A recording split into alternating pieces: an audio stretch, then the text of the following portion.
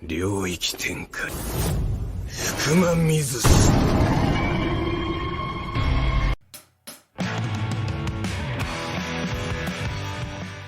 क्या आपको ऐसा कभी लगा है कि आप अपने रूम में बैठ के शांति से एनीमे देख रहे हैं और उस एनीमे में एक सीन चल रहा है, आपके कैरेक्टर्स, पसंदीदा कैरेक्टर्स उसमें सीन में है, और अचानक से आपका फेवरेट कैरेक्टर कुछ ऐसा करता है जिससे आप शॉक हो जाते हैं और आपको गूज़बम्प आ जाते हैं, पर उसी टाइम पे आप इम्प्रेस भी होते हो। तो ऐसे कोई एक मूवमेंट को अपन फ्लेक्स बोल सकते हैं। तो ऐसे ही 5 फ्लेक्स के बारे में आज हम बात करेंगे इस चैनल पे, नारुतो सीरीज से। मैं आपका होस्ट आगे, और मेरे साथ ज्वाइन हो रहा है डांटे।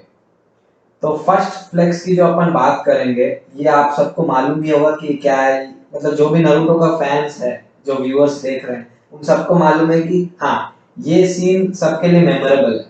तो वो सीन जिसकी मैं बात कर रहा हूँ वो है रॉक ली वर्सेस गारा, जो चूनिंग एग्जाम के टाइम पे फाइट होती है उसके बारे में। तो ये जो सीन है ना, ये मतलब जो भी नारुतो एनीमे देखा है उसका टॉप 5 फेवरेट सीन्स में तो एटलीस्ट होगा। क्योंकि ऑलरेडी अपन जब रॉक ली से इंट्रोड्यूस होते हैं चूनिंग एग्जाम के स्टार्टिंग में, तो वहीं से अपन को ये जो कैरेक्टर है इम्प्रेस करना चालू कर देता है, और मन ही मन में अपन को ऐसा लगता भी है कि शायद ये प्रोटैगनिस्ट हो सकता था इस एनीमे का।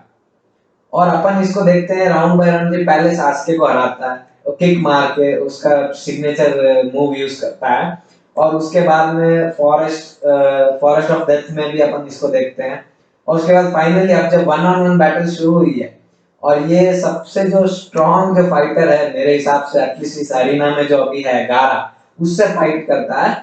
और अपन को मतलब वो एक सेंस ऑफ पावर स्केलिंग पता चलती है कि हाँ, कि गारा मतलब बहुत ही स्ट्रॉन्ग है। और अपन ऑलमोस्ट रॉक ली का सब कुछ देख चुके होते हैं अभी तक कि रॉक ली से क्या पॉसिबल है, उससे क्या हो सकता है। पर सडनली ये जो सीन है ये एकदम से इम्प्रेस कर देता है। हाँ, अभी रॉकली जो पहले जब आया था हमारे सीरीज में, जब इंट्रोड्यूस हुआ था सब, तभी हम सबको ही ऐसा लगा होगा कि ये तो शायद बहुत वीक होगा यार, इसको तो चाकरा यूज करने नहीं आता, कोई निंजुत्सु नहीं आता है। पर फिर हम धीरे धीरे देखना शुरू करते हैं कि बस ये अपने ताइजुत्सु स्किल से कितना आगे चला जाता है। और इस पर्टिकुलर सीन में हम ये देखते हैं उसकी पावर्स एक्चुअली कितनी ज्यादा उसने ट्रेन कर रखी होती है।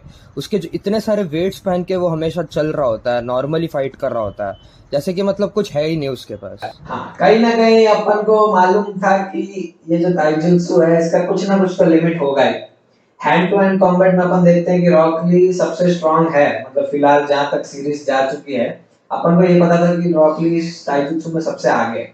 पर अपन कहीं ना कहीं ये बैक ऑफ द माइंड में ये सोच के रखते थे कि अगर निंजुत्सु को इंक्लूड करें, अगर सामने वाला बंदा निंजुत्सु यूज करने लगे तो रॉक ली कैसे फेयर होगा उसके आगे। और इसी सीन में ये अपना डाउट्स क्लियर हो जाते हैं। वही इसमें अगर जब आप देखें तो ऐसा पता लगता है, जैसे कि तेमारी के रिएक्शन से भी हमें पता चलता है कि उन्होंने सबने ऐसे बहुत ज्यादा उसको इन्फीरियर माना होता है रॉकली को, कि चलो कुछ 2-3 वेट्स हटा दिए, 2-3 केजी कम कर दिए तो क्या ही हो जाएगा। पर जब वो वेट्स ऐसे गिरते हैं और एकदम ऐसा एक पूरा जमीन क्रैक होती है, ऐसा ब्लास्ट होता है, तब सबको रियलाइज होता है कि एक्चुअली कितने हैवी वेट्स पहन के वो ट्रेन कर रहा होता है। और फिर उसके जो एबिलिटीज पे बूस्ट होता है वो तो हम सबको दिख ही जाता है। हाँ, जो जो रॉकी पहले गारा की सैंड के साथ बिल्कुल भी कैचअप नहीं कर पा रहा होता है, वो इंस्टेंटली पास थ्रू होना शुरू हो जाता है। मतलब अब वो जो सैंड है वो रॉकली से कैचअप होना शुरू हो जाती है।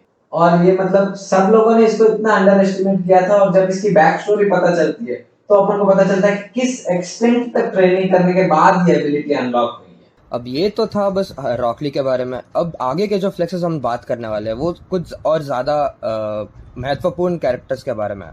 तो चलिए आगे बढ़ते हैं नेक्स्ट फ्लेक्स की तरफ। तो नेक्स्ट फ्लेक्स जो अपन बात कर रहे हैं, ये ऐसा कैरेक्टर है जो मतलब यार हर किसी को पसंद है। नारुतो में मेरे को नहीं लगता इस कैरेक्टर का कोई हेटर हो सकता है, और वो है इताची उचिया। तो जो फ्लेक्स इताची ने वैसे तो बहुत सारे फ्लेक्स किए हैं सीरीज में, पर आज हम जो बात कर रहे हैं वो जो सीन है वो उस टाइम का है जब इताची finally for the first time Konoha village में वापस आता है। और तब उसको काकाशी और बाकी जो टीचर्स हैं वो उनको सेंस करते हैं, और वो उनको मतलब अप्रोच करते हैं एक एली वे में। तो वहां पे जो सीन है अब अपन उसकी बात कर रहे हैं। ये जो सीन है इसमें अपन फर्स्ट टाइम मतलब अभी तक अपन सास्के उचिया को देख रहे होते शारिंगान के साथ और अपन ने थोड़ा ककाशी को भी देखा होता शारिंगान के साथ, पर ये सीन एस्टैब्लिश करता है कि शारिंगान का एक्चुअल जो बेस्ट यूज है वो है गेंजुत्सु।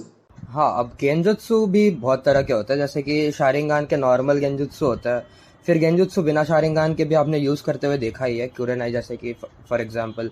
और कुरेनाई को ऐसा भी लीफ को one of the best genjutsu users भी बोलता है। पर जब ये पूरा जो फाइट होता है हमें ऐसा पता चलता है कि गेंजुत्सु जो एक शारिंगान से यूज़ होता है, specially in case when उचिहा uses a genjutsu, तो वो कितना ज़्यादा स्ट्रांग होता है, वो ये सीन एक्चुअली डिपिक्ट करता है। कुरेनाई जो गेंजुत्सु ट्राई करती है इताची पे वो बिल्कुल ही यूजलेस था। और फिर इताची कुरेनाई को ही अपने गेंजुत्सु में लपेट लेता है, तो एकदम ऐसे उनो रिवर्स कार्ड जैसा हो जाता है सीन। तो कुरेनाई तो अपना एकदम मजाक बना लेती है। बट हम जो सीन के बात कर रहे हैं अभी, अब मेन फ्लैश जो अब चालू होता है जब ककाशी एंटर होता है और इस टाइम ये कॉन्वर्सेशन रहती है कि मतलब शारिंगान को बेस्ट डिफेंड कर सकता है शारिंगान ही। और आप एक फन फैक्ट ये है कि इस एपिसोड का नाम भी यही है, शारिंगान वर्सेस शारिंगान। एग्जैक्टली और जैसे कि एक्चुअली जब इताची और ककाशी अपना अपना शारिंगान भिड़ाते एक दूसरे से, तब ककाशी एक्चुअली आसुमा और कुरेनाई को बोलते कि अपने अपने आंखें बंद कर लो, सिर्फ एक शारिंगान ही एक दूसरे शारिंगान के साथ मुकाबला कर सकता है। बट फिर उसमें भी हम देखते हैं कि इताची कैसे उसको बोलता है काकाशी को कि मेरा मांगे क्यों शारिंगान तुम्हारे शारिंगान से बहुत ज़्यादा सुपीरियर है, और इताची और बेसिकली उचिहाज ही शारिंगान के असली मास्टर्स है और वही गेंजुत्सु को प्रॉपरली यूज़ कर सकते हैं। और just after that few moments वो सुकोयोमी यूज़ करता है ककाशी पे, और उसके बाद का तो पर इसमें ज्यादा कुछ नहीं है। मतलब जब फाइट शुरू होती है तब से ही इताची फ्लेक्स कर रहा होता है सभी पे। मतलब जैसे ककाशी जुत्सु यूज करने जाता है तो ऑलरेडी इताची ने एक हैंड साइन बना ली होती है और ऑलरेडी एक अटैक ऑलरेडी ककाशी पे हो रहा होता है, तो ककाशी इंस्टेंटली डिफेंसिव जुत्सु में चले जाता है। तो इतना जब ऑलरेडी कोई आउट क्लास हो रहा होता है तो मेरे को नहीं लग रहा था इताची को और कुछ शो ऑफ करने की जरूरत थी, पर तो भी उसने किया और बहुत बुरी तरह से जो है ककाशी को एक्सपीरियंस कराया कि एग्जैक्टली आउट क्लास करना क्या वही एक पल में ककाशी एकदम खड़ा होता है और दूसरे पल में वो नीचे गिर जाता है। तो यही एक्चुअली इंटेंसिटी है सुकोयोमी की। एक्चुअली सुकोयोमी जो है वो one of the strongest genjutsu in existence है। वो it basically the user can manipulate the fabric of space and time. वो स्पेस टाइम मास सब चीज़ को मैनिपुलेट कर सकता है उसकी दुनिया में, और रियल वर्ल्ड में एक ही सेकंड बीतेगा और वहाँ पे वो कितने भी साल बिता सकता है, कितना भी टॉर्चर कर सकता है, एंड बेसिकली बहुत ओवर पावर्ड होता है। वो एक यूज़र के पूरे कंट्रोल में होता है, जिस भी बंदे को उसने गेंजुत्सु में डाला होता है, सुकोयोमी में डाला होता है। तो सुकियोमी जो है वो मतलब एकदम ही स्ट्रॉन्ग जुत्सु है शारिंगान और उचिया क्लैन का। और मतलब ये कोई हल्के में लेने वाली चीज भी नहीं है। मतलब एक्चुअली आप देखेंगे तो ककाशी उस गेंजुत्सु में बहुत दिन तक था, और अपन जब वो क्लिप को देखते हैं तो ऐसा फील होता है कि जो एक एक जो स्वॉर्ड ककाशी के अंदर घुस रही थी ना वो उसको बहुत अच्छे से फील हो रही थी और उसकी आवाजें भी बहुत निकल रही थी। और मतलब इतना इतना स्ट्रॉन्ग गेंजुत्सु है कि आप मतलब आपके ओपोनेंट को 3 दिन तक पूरा टॉर्चर कर देते हो। रियल लाइफ में शायद कुछ सेकंड्स ही पास होते हैं, और ककाशी की जो हालत थी वो मतलब किसी को पता भी नहीं चली कि क्या हुआ ककाशी के साथ, क्योंकि लोग शॉक थे। जैसे गेंजुत्सु खत्म हुआ ककाशी ड्रॉप डाउन औकात दिखा दी बेसिकली, मतलब उधर कुछ था ही नहीं बोल रहे। एकदम बस औकात दिखा दी कि देख भाई तेरे और मेरे में कोई कंपैरिजन नहीं है, सीधा सीधा झुक जा बस तू। पर अपन दोनों ये मान सकते हैं कि यहाँ इस मूव को यूज करने की जरूरत नहीं थी, बिल्कुल भी नहीं थी, और इतना इंटेंस उसको होने की बिल्कुल जरूरत नहीं थी। पर इताची ने ककाशी को उसकी पोजीशन बताई कि तू कहाँ है और मैं कहाँ, और उसके लिए सिर्फ उसको चंद सेकंड्स लगे। वही एकदम बहुत गंदा वाला फ्लेक्स कर दिया इताची ने। और आपको तो हम सबको पता ही है कि ककाशी कितना स्ट्रांग बताया जाता है। इस at this point of moment हमें सबको लगता है कि ककाशी तो भाई बहुत स्ट्रांग है, बट फिर इताची आता है और उसको औकात बता देता है। तो इससे बढ़िया फ्लेक्स अब क्या ही होगा। वही, तेरे पास मतलब उधार का शारीरिक है और मैं हूँ रियल ब्लड लाइन, और ये ब्लड लाइन की पावर। हाँ, और जैसे जैसे अपन औकात की बात करते हैं, तो अब अपन नेक्स्ट जो फ्लेक्स की बात कर रहे हैं, उस कैरेक्टर की औकात समझ लीजिए सीरीज में बहुत ज्यादा है, और उसने अपना मन बना लिया है कि बाकी सारे लोगों को मैं उनकी औकात बताऊं। और ये जो है, ये है मादरा उचिया। और ये अगले जो फ्लेक्स है, अपन मादरा उचिया का जो फ्लेक्स है versus the five shinobi alliance के साथ, वो अपन देखने जा रहे हैं। तो ये जो सीन है जिसमें Madara versus the five shinobi alliance start होता है, तो इसमें ऑलरेडी मतलब मादरा मतलब पूरा टेस्ट करने आया होता है कि व्हाट इज द लिमिट, कि क्या लिमिट है उसकी इस फॉर्म में जब वो रीएनिमेट होता है। हाँ, बेसिकली स्टार्टिंग से ही फ्लेक्स कर रहा ही होता है वो। स्टार्टिंग से मतलब सब पे लुक डाउन कर रहा होता है, मतलब पूरे सारे शिनोबी अलायंस कर रहे होते हैं उसके खिलाफ, पर वो सिर्फ एक आदमी होता है, और वो फिर भी उसको एक कुछ फर्क नहीं पड़ रहा होता है, और उस वो बस से कूद जाता है। तो भी सीरियस नहीं ले रहा होता है कि सामने इतने सारे बंदे हैं, उनके अलग अलग जुत्सु हैं, और मतलब जैसे जुत्सु का जो इफेक्टिवनेस है, मतलब एक जुत्सु किसी और जुत्सु से वीक है या स्ट्रांग है, तो उसका कोई लेना देना ही नहीं है इस आदमी के लिए। ये डायरेक्ट मतलब घुसता है, उन लोगों से फाइट करने लगता है। और इसमें नोटिस करने वाली ये चीज है कि ताइजुत्सु कितना स्ट्रांग है पहली बात तो, क्योंकि सैंड में इतना रेजिस्टेंस होता है। जैसे अपन सोचते हैं कि अंडर वाटर भाग नहीं सकता ना इंसान, जैसे अपन लैंड पे भाग सकते हैं, तो वैसे ही मतलब सैंड में भी इतना रेजिस्टेंस रहता है, पर तो भी एक आदमी को पंच मारता है और वो पूरा घिस जा रहा है भाई, मतलब डेजर्ट में। एग्जैक्टली मतलब इसमें ये बात ही बहुत नोटिस करने वाली है कि मादारा जो है पूरे फाइट में जब वो शिनोबी अलायंस से लड़ रहा होता है, मेजॉरिटी ऑफ द फाइट में सिर्फ वो ताइजुत्सु यूज करता है, और उसका ताइजुत्सु इतना ज़्यादा स्ट्रांग है कि मतलब लिटरली वन मैन आर्मी है, और सबकी एकदम मतलब कह सकते हैं फट जाती है एकदम, मतलब जो। और अपन जब मेन सीन में जाए उससे पहले अपन ये बात करते हैं कि जैसे वो टाइजुत्सु यूज कर रहा होता है, पर तेमारी अपना जुत्सु यूज करके उसको मतलब धकेलती है, सिर्फ धकेलती है, और कुछ नहीं होता। और इसमें तेमारी की इसकी हद क्या है कि तेमारी बोलती है कि डोंट अंडर एस्टिमेट मी। वो मात्रा तो उनको अंडर एस्टिमेट कर ही नहीं रहा है, तुम्हारा कोई एस्टिमेट ही नहीं है। तुम यू आर नॉट एग्जिस्टेड, तो वो कैसे तुमको अंडर एस्टिमेट कर सकते।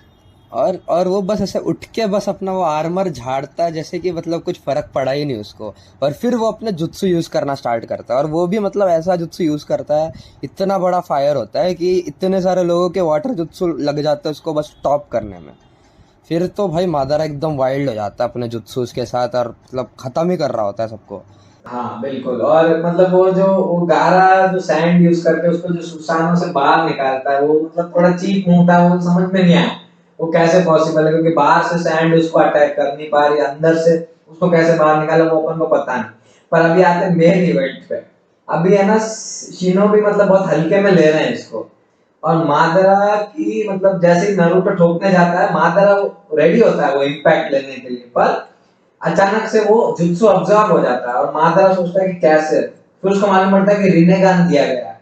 ठीक है, अब इसमें क्या हो रहा है कि यहाँ पे काबुटो जो है जिसने मादरा को रिएनिमेट किया, वो अंडर एस्टिमेट कर चुका है मादरा को। उसको लग रहा है कि मादरा हार सकता है, तो उसने उसका मतलब रिनेगान एक्टिवेट करवा दिया फोर्सफुली। और फिर मादरा जो अपना फ्लेक्स गॉड है, वो क्या बोलता है कि मैं, ये है ना तेरी पावर नहीं है, मतलब काबुटो को बोल रहा है इनडायरेक्टली कि ये तेरी पावर नहीं है।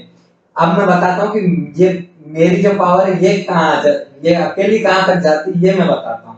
और और इसमें ये बात भी एक नोटिस करने के लिए है कि वो जैसे ही उसको रिनेगान मिलता है वो इमीडिएटली उसको यूज करना स्टार्ट कर देता है। अगर गाइस आपको पता ना हो तो रिनेगान आपको सिक्स पार्ट्स की पावर देती है, जो 6 अलग अलग पार्ट्स होते हैं उसके वेरियस पावर्स देती है, और मादारा को फ्रॉम द मोमेंट उसको पता होता है कि कैसे यूज करना होता है, और वो एक उनमें से एक पार्ट की पावर यूज करता है, और फिर वो अपना वो म्यूचर को जो है वो समन करता है। बिल्कुल, और मतलब इसमें ये जो था, आप रिएक्शन देखो शिनोबी आर्मी के।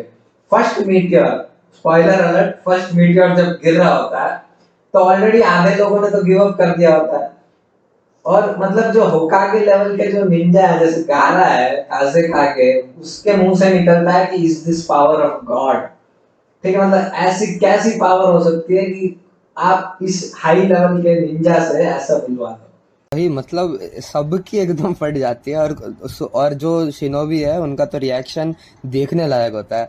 मतलब आधे लोग तो ऐसे हंस रहे होते हैं अपनी किस्मत पे कि भाई क्यों ही आ गया मैं इधर। मतलब ये हो कैसे सकता है। और लोग बिल्कुल तो बिल्कुल। और वो जो सेकंड मीटियोर था ना, वो बिल्कुल मतलब उसकी कोई जरूरत नहीं थी।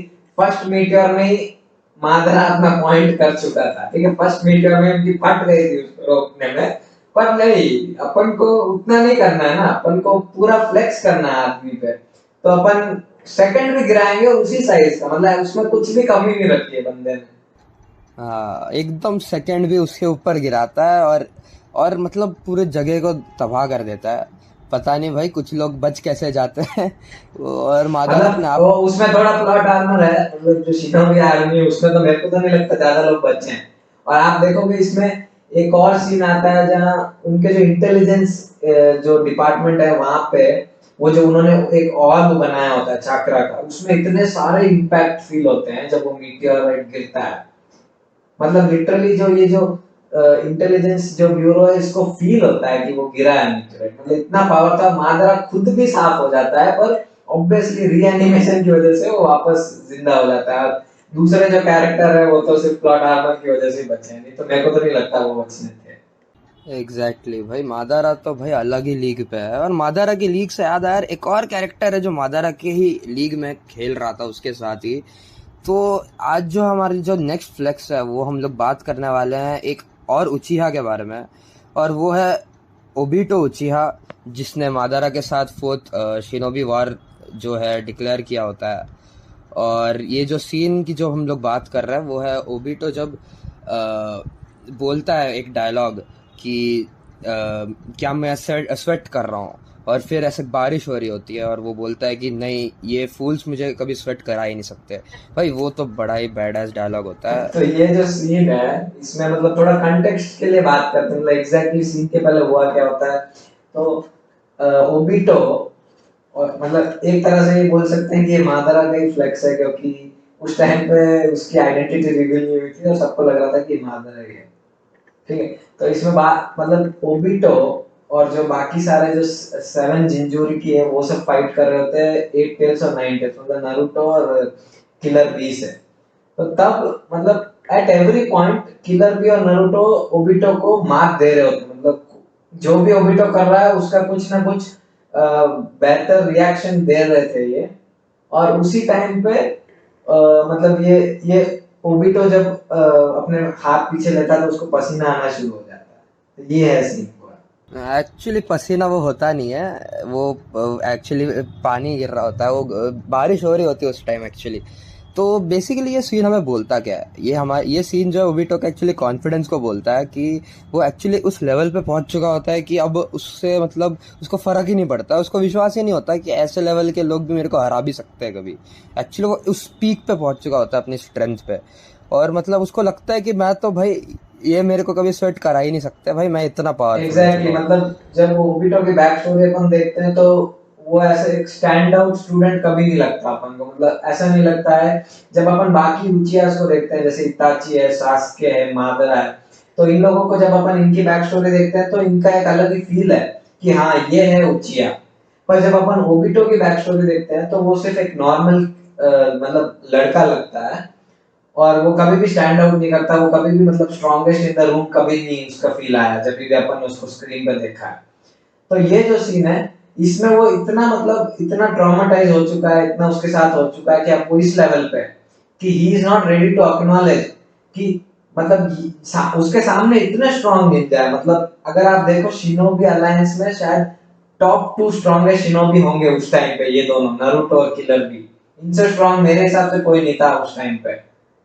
और इन लोगों से मतलब उसके एक्चुअली आप देखें तो ग्लव्स में पसीना आ रहा था और उसके बाद बारिश शुरू हुई थी, वो एक फैक्ट है। वो एक फैक्ट है, आप क्लिप देखेंगे तो आपको मालूम नहीं पड़ेगा।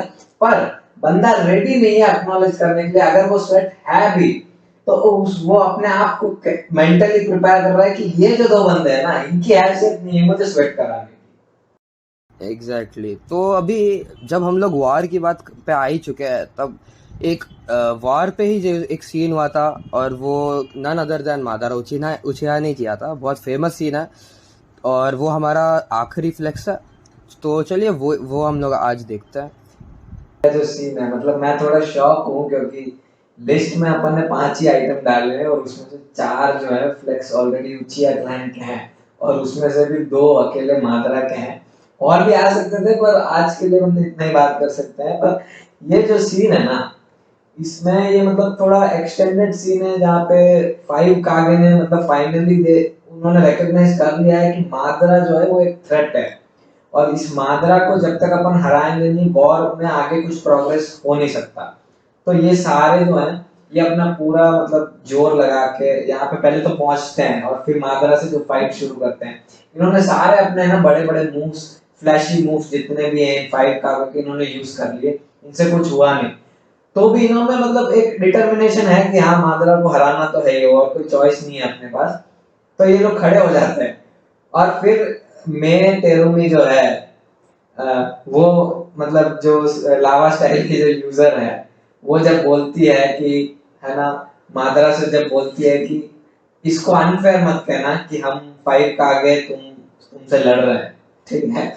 और मादरा से ये बिल्कुल भी मतलब उसको पची नहीं है बात। उसने बोला कि ये कुछ अनफेयर नहीं है, अनफेयर तो मैं तुमको बताता हूँ। और फिर वो अपने वुड क्लोन समन करता है और मतलब 5 का आगे से पूछता है कि तुम बताओ मुझे कि क्या तुम चाहते हो कि ये 5 क्लोन सुसानो यूज करे या नहीं। एग्जैक्टली और मतलब वो एक्चुअली ये जो चीज़ है ये एक्चुअली हमारे मादारा के स्ट्रेंथ के बारे में बहुत कुछ बताती है कि देखो 5 कागेज जो है उस टाइम की दुनिया के सबसे 5 स्ट्रॉन्गेस्ट शिनोबी बोल सकते हो, और पांचों के पांचों एकदम अपना जान पे खेल कर सब लगा दिया मादारा के सामने, फिर भी कुछ उखाड़ नहीं पाई। और मादारा जो है उन पे एकदम लुक डाउन करता ही रह गया पूरे फाइट में। और ऊपर से उसने ऐसा बोला कि भाई अनफेयर तुम मेरे साथ करने की औकात ही नहीं तुम्हारी, अब मैं अनफेयर क्या होता है मैं बताता तुम लोग को। फिर वो अपने जो है वो क्लोन्स यूज करके जो है उनको ऑप्शन भी देता है कि तुम ये बताओ अनफेयर वगैरह छोड़ो कि तुम्हें मेरे क्लोन्स को सुसान यूज करना चाहते हो या नहीं चाहते हो ये बताओ। और वो बंदा फिर उसके बाद ओपिनियन का वेट भी नहीं करता, वो कर भी देता है सुसान उनसे यूज। तो भाई एग्जैक्टली और सुसानो जो यूज करता है ना, मतलब अभी तक वो सुसानो यूज कर रहा था वो एक लेवल पे था। अब जो ये बंदा सुसानो यूज करता है सीधा फिर मतलब वो सुसानो के जो ब्लेड्स है ना वो सीधा फिर माउंटेन ही छीलती है। अभी तक ये प्याज और वो सब छील रहा था, अब ये सीधा माउंटेन छीलता है और 5 का आगे को तो पूरा ये उनका कचरा कर देता है लास्ट में। एग्जैक्टली मतलब मादारा तो पूरा स्टेप कर देता है 5 का आगे इस पे, मतलब एकदम खत्म ही कर देता है। तो इससे हमें पता चलता है कि एक्चुअली कितना स्ट्रांग है मादारा, और मतलब कुछ ज्यादा ही स्ट्रांग बना देते हैं उसको इस पॉइंट पे एक्चुअली हाशिरामा से। यहाँ एक आर्गुमेंट हो सकता है कि अगर मादरा रीएनिमेट नहीं हुआ होता तो उसके लिए फाइट मुश्किल होती। हाँ मतलब देखो यार मादारा हमें सबको पता है कि अपने टाइम का सेकंड स्ट्रॉन्गेस्ट शिनोबी हुआ करता था। उसका कॉम्बैट एबिलिटीज और जो बैटल प्रोवेस है, कॉम्बैट टेक्निक्स है, वो सब बहुत ज़्यादा सुपीरियर है। और हमें ये भी नहीं भूलना चाहिए कि उसने जो मादारा ने ऐसे ऐसे फीट्स अकॉम्प्लिश किए होते हैं, और उसने हाशिरामा को भी एकदम राइवल किया होता है। तो मतलब ऑलमोस्ट उसका एकदम सिर्फ वही राइवल कर सकता है, ऐसा टाइप का शिनोबी होता है। तो अगर उसके पास इतने हैक्स नहीं भी होते ना, तो मेरे हिसाब से तो भाई वो फिर भी इनको एकदम खत्म कर ही सकता था। उसके पास इतना पावर तो है और इतनी बैटल प्रोवेस भी है और कॉम्बैट टेक्निक भी है।